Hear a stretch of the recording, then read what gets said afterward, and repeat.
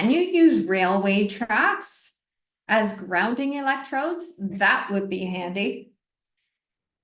But the principal intent of Canadian Electrical Code Section 10, Grounding and Bonding, Rule 106, which is called railway track as grounding electrodes, says is to ensure that railway grounding system and the rails, the railway lines, are isolated from any system of wiring for buildings or premises that are not part of a railway system.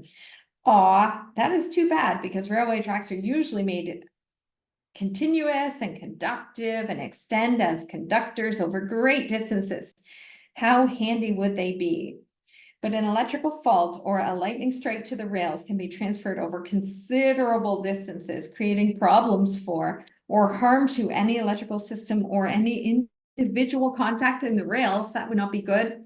Or it's going to interfere with the railway signaling system, because those rails are actually used to carry signals to control the use of trains. And the ground fault current on the rails would interfere with a railway signaling system, causing even more problems. So absolutely in no case should you be using railway track as grounding electrodes, according to the Canadian Electrical Code.